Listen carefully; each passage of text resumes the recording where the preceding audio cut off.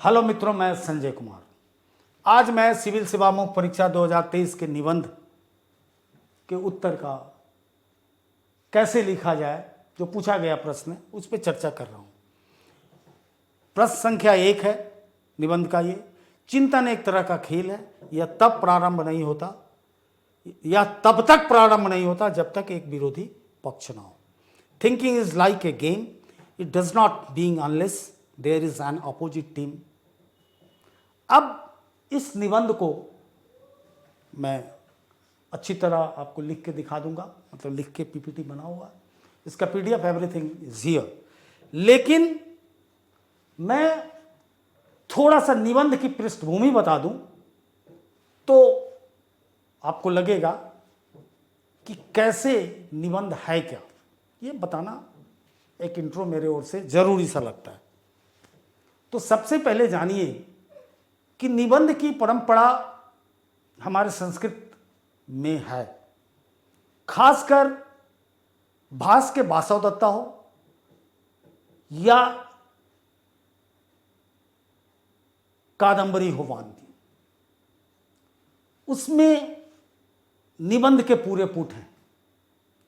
बाद में जब हम हिंदी की बात करें तो उससे पहले थोड़ा दुनिया की ओर देखना है, वो देखना जरूरी है, क्योंकि इसमें कोई मुगालते में ना रहें कि निबंध भी पूरी पश्चिम की परंपरा है। जिस रूप में आज निबंध हमारे दरवाजे पे खड़ा है और ज्ञान कहीं से भी आता है तो उसको स्वीकारना चाहिए। 16वीं शताब्दी में, ऐसे समझिए कि जब अकबर का राज था यहाँ, तो पश्चिम के विद्वान क्या कर रहे थे, फ्रांस विद्वता में तो कमाल देश है, तो फ्रांस में एक बहुत बड़ा स्कॉलर हुआ मंतेन। उसने सबसे पहले निबंध को लिखा, प्रकाशित भी हुआ, और उसके बाद एक दूसरा जिसको उसने एसाई कहा, एसाई यानी जिसने उसने अपने फ्रांसीसी में नाम दिया एसाई का, ESSAI। ईसाई बड़ी रोचकता से पूरे यूरोप में इसको स्वीकारा गया। 17th सेंचुरी के बहुत अर्ली फेज में ये इंग्लिश में ट्रांसलेट होकर आया।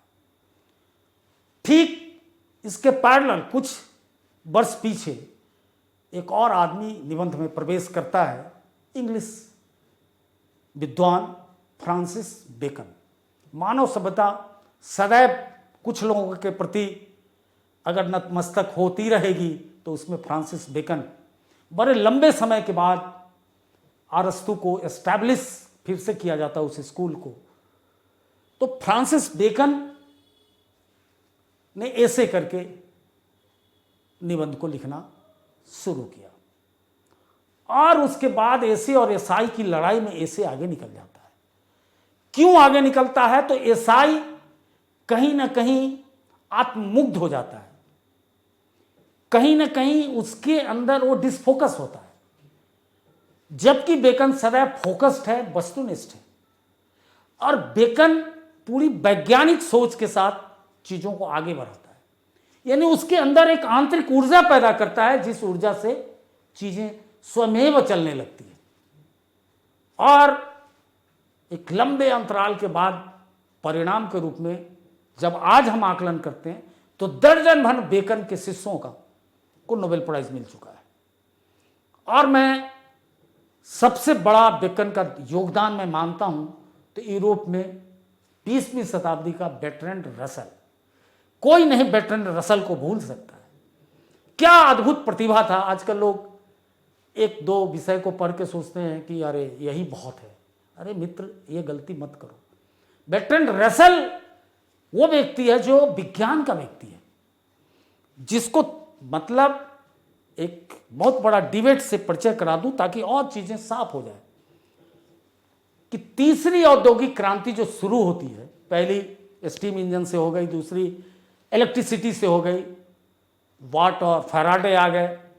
तीसरी औद्योगिक क्रांति द्वितीय विश्व युद्ध के बाद शुरू जो होती है 1950 50 से आप ले लें पोस्ट मॉडर्न वर्ल्ड में। उसका अगर सबसे बड़ा कोई शिल्पकार और वास्तुकार है तो बर्ट्रैंड रसेल है। मैथमेटिशियन है वो कंप्यूटर साइंटिस्ट है, वो आर्टिफिशियल इंटेलिजेंस की बात उस समय कर देता है। और पहली औद्योगिक क्रांति अमलगमेटेड क्रांति है जिसमें अमेरिका और इंग्लैंड मिल के किया था। इससे पहले दोनों क्रांति अमेरिका इंग्लैंड के हवाले थी, और उस क्रांति भाया अमेरिका वो क्रांति हमारे पूरब में भी पहुंची और चाइना सहित जितने भी ईस्ट एशिया के देश हैं उसमें धूम मचाए, जापान दबा उससे। तो बर्ट्रैंड रसेल वो व्यक्ति, और नोबेल प्राइज मिलता है साहित्य का। मजेदार बात है कि साहित्य का नोबेल प्राइज 1950 का बर्ट्रैंड रसेल को मिलता है। दूसरा आप सब जानते हैं मैकाले मिनट्स, वो भी बेकन स्कूल का ही व्यक्ति है। आज तक जो उसका मैकाले मिनट्स है 18,000 वर्ड्स का, शायद उसे पढ़ लेंगे तो दुनिया में उससे खूबसूरत तार्किक लेखन नहीं है, बहुत कम है। इस ढंग के लोग लिखते थे। अब हिंदी साहित्य में आते हैं तो हिंदी साहित्य में आरंभ से ही निबंध है। खुद भारतेंदु हरिश्चंद्र को माना गया कि बहुत अच्छा निबंधकार थे। उनके ही बालकृष्ण भट्ट को सबसे बेहतर निबंधकार माना गया है। और सबसे बड़ा योगदान अगर निबंध में किसी का अर्ली स्टेज में है तो आचार्य महावीर प्रसाद द्विवेदी, जो खुद बेकन स्कूल के फॉलोअर हैं और वो बेकन के कई निबंधों का अनुवाद भी करते हैं। जब पहली बार 1903 में सरस्वती जब उनकी आई तो 11 में से 10 आलेख वो खुद लिखे थे। बहुत मेहनती आदमी थे। उन्होंने ही कहा था कि संपादक का मतलब है कि कोई ना हो फिर भी समय पर पत्रिका निकालना ही संपादक का धर्म है। तो रामचंद्र शुक्ल दोनों की अंग्रेजी बहुत अच्छी थी, इसलिए पश्चिम का पूरा निबंध का प्रभाव है। फर्क इतना है कि शुक्ल जी भारतीय चेतना, भारतीय आध्यात्मिक बोध और कहीं ना कहीं धर्म को भी साथ लेते हैं, लेकिन वो हिंदी और उर्दू के झगड़े में भी नहीं पड़ते। बड़े अच्छे अच्छे उर्दू शब्द का भी उपयोग खासकर चिंतामणि भाग 2 में वो कर जाते हैं। चिंतामणि 1 में तो खैर निबंध है। और जितने सरस्वती के अंक में आप देखेंगे नेट पे मिलता है तो बहुत सारे निबंध किए गए। तो शुक्ल जी ने हिंदी साहित्य के इतिहास में जो 3 बातें कही जो बिल्कुल पश्चिम से लिया गया था कि निबंध 3 प्रकार के होते हैं, बिल्कुल होते हैं। पहला वैचारिक निबंध, रिफ्लेक्टिव ऐसे जिसको बेकन कहते हैं, और दूसरा भावात्मक emotional, third one is called descriptive वर्णनात्मक। उसके बाद कई चीज़ें अदलती बदलती गई, लेकिन मूलतः यही 3 तीर के साथ निबंध आज भी खड़ा है। डॉक्टर नामवर सिंह से अपने संपादक रहने के दौरान बड़ी लंबी बातचीत निबंध पे एक बार हुई थी। तो उन्होंने कहा कि निबंध मूलतः इतना चैतन्य लेखक है जिसमें व्यक्ति अपने पूरे जीवन दर्शन को किसी खास कसौटी पे कसते हुए और उसमें परिमार्जन करते हुए आगे बढ़ता है अपने निष्कर्ष को। और निबंध की यह ब्यूटी है, पीछे भी कहे इन लोगों ने, कि निबंध कहीं भी भाग जाता है, कहानी पे भी छा जाता है, रिपोर्टाज पे भी छा जाता है। जो आज निबंध लिखने की परंपरा है वो गद्य स्वीकारता नहीं, पद्य स्वीकारता नहीं, लेकिन गद्य के सारे विधाओं, नाटक पर भी निबंध घुसता है। स्वयं कहते हैं कि जैनेन्द्र की जितनी भी कहानियां हैं क्या है, जब उसके खासकर काकी का अध्ययन किया जाए या खेल का किया जाए तो निबंधात्मक शैली है। तो निबंध विचार को कंट्राडिक्ट नहीं होने देता है और कहीं ना कहीं वो एस्टैब्लिश करता है फैक्ट्स को। तो ये मोटा मोटी निबंध की कहानी है। अब मैं बात करता हूं, चिंतन एक तरह का खेल है, यह तब तक प्रारंभ नहीं होता जब तक एक विरोधी पक्ष ना हो। देखिए ये बात अंशतः तो सही है कि चिंतन 2 स्थिति में शुरू होता है। चूंकि अब मैं पढ़ाने पे ही चलाता हूं जो मैं तैयार किया हूं। इंट्रो, इसका इंट्रो मैंने लिखा है कि चिंतन एक अमूर्त कार्य है लेकिन इसका परिणाम सदैव मूर्त होता है। चाहे आप कुछ भी चिंतन करते हो तो अमूर्तता से शुरू होती है, लेकिन जब आप उसको लिख डालते हो तो कलमबद्ध होता है बोल भी देते हो तो कलमबद्ध हो जाता है, तो कहीं ना कहीं मूर्त रूप वो धारण कर लेता है। और चिंतन का दायित्व मन पे है, मन से शुरू होता है। फ्रांसिस बेकन के शब्दों में मन जल्दीबाजी में और बिना किसी विकल्प के ही वह चीजों के बारे में पहली सूचनाओं को आत्मसात कर लेता है। ये मन की बहुत बड़ी कमजोरी है, और संयोग कर रख लेता है, और यहीं से बाकी सभी चीजें आगे बढ़ती है। इसकी सबसे बड़ी खामियां यह है कि इसमें त्रुटियां हमेशा बनी रहती है और बिना सुधारे ही रहती हैं। ये बेकन मन का की बात कर रहे हैं। उसके बाद जबकि सृजनात्मक सोच के पुरोधा जेपी गिलफोर्ड को ने मन को दो प्रकार की चिंतन की बात मन से की है। एक को हम बोलते हैं अपसारी डाइवर्जेंट थिंकिंग, एक को अपसारी यानी कन्वर्जेंट थिंकिंग। यकीनन जो विरोधी पक्ष सोचने की प्रक्रिया को कभी भी क्या करता है कि त्वरित करता है, उसको फास्ट करता है, ताकि मन यथाशीघ्र किसी निर्णय अथवा समाधान तक पहुंचे। ये किसका कार्य है?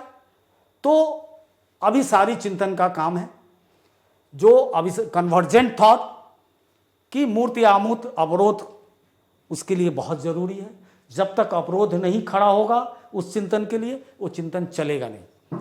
और वो फिर उससे निकलने के लिए या डिसीजन लेने के लिए या प्रॉब्लम सॉल्व करने के लिए वो उस पर कार्य करने लगता है। जबकि अपसारी, जिसको डाइवर्जेंट कहते हैं, फैला हुआ कहते हैं, सोच एक मुक्त चिंतन की धारा है जिसमें सर्वथा एक मंगलकारी निष्कर्ष प्रकट होता है।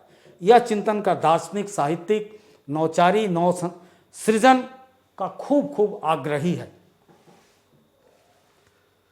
अब बॉडी मैंने इसका बनाया पहला पक्ष, जिसमें मैं उस वाक्य से पूरा सहमत हूं कि जीवन की सभी समस्याएं मूर्त या अमूर्त अवरोध से ही प्रसूत होती है, स्टार्ट होती है, जन्म लेती है। मानव आदतन किसी भी विघ्न को लंबे समय तक अटल नहीं रहने देता है, यह उससे डटकर मुकाबला करता है, और इस हेतु ऊर्जा और साहस एक तार्किक सोच से मिलती है इस कार्य के लिए।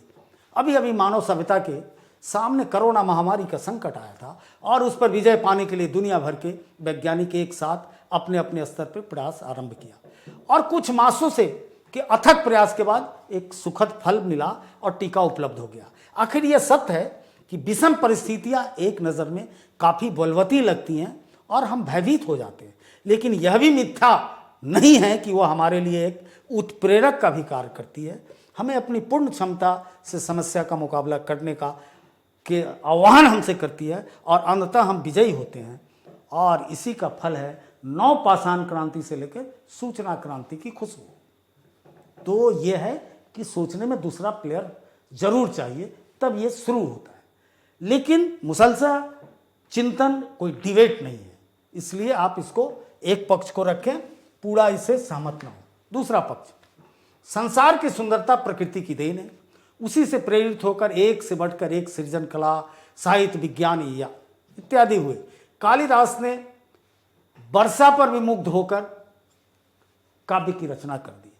अंग्रेजी साहित्य का रोमांटिक आंदोलन जगत प्रसिद्ध घटना है, और इसकी घोषणा पत्र माना जाता है विलियम वर्ड्सवर्थ की कृति लिरिकल बैलाड्स को। इसकी जो प्रस्तावना है, जो इसका इंट्रोडक्शन है, दैट इज ही उसका भी सब कुछ है।